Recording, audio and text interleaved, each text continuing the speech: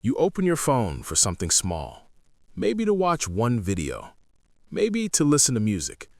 Everything works perfectly. No friction, no effort, no thinking. Just tap and it's there. It feels free. But here's the uncomfortable truth. Most people today are not paying for things anymore. They're slowly subscribing their entire income away. And the dangerous part, it doesn't feel expensive. It feels harmless. So here's the real problem. Money is no longer leaving your account in big, painful amounts. It's leaking in small, invisible pieces you barely notice. And in a moment, I'll show you two real-life examples of how this trap works. And at the end, one simple piece of advice that can quietly fix it. Let's understand what changed. In the past, you bought things once. A DVD, a software, a gym membership maybe. You paid and it was done. But today, everything is a subscription. Music, movies, apps, storage, courses, even basic tools. Instead of paying once, you pay every month. Small amounts, $5, $10, $15. Individually, they feel nothing, but together, they quietly stack up. Now let's look at the first real-life example. Meet Bilal. Bilal doesn't think he spends much. He's careful. He doesn't buy expensive things. But let's look closer.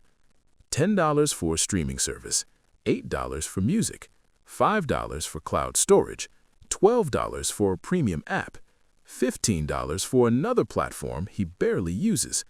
Individually, none of these feel serious, but together, that's around $50 every month.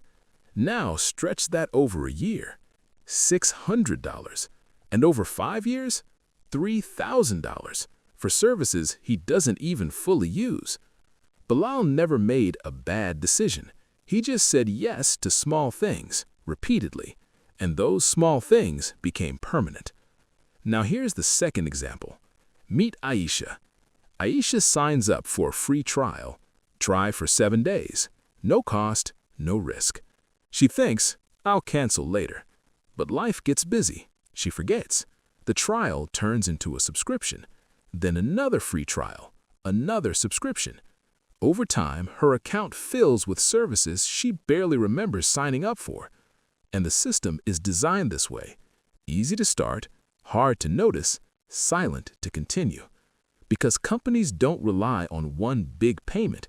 They rely on millions of small, automatic ones. Now here's where the trap becomes serious. Subscriptions don't just take money, they change how you think about money. A $100 one-time purchase feels expensive, but $10 per month feels easy, even though, over time, it costs far more. This is how the system lowers your resistance. It doesn't ask for a big decision, it asks for many small ones. And small decisions feel safe until they're not. Now zoom out for a second. This isn't just about apps or entertainment. It's a larger shift. Companies today don't want you to own things. They want you to rent access forever. Because ownership ends, subscriptions don't. And the longer you stay, the more you pay. Quietly. So what can you actually do about it? Here's the one piece of advice that matters. Treat every subscription like a permanent expense the moment you activate it. Not something temporary, not something you'll cancel later. Assume it will stay for years. And then ask a simple question. If I had to pay for this for the next 12 months, would I still start it? If the answer is no, don't click subscribe. And if you already have subscriptions, remove the ones you haven't used in the last 30 days. Not someday, not later. Now.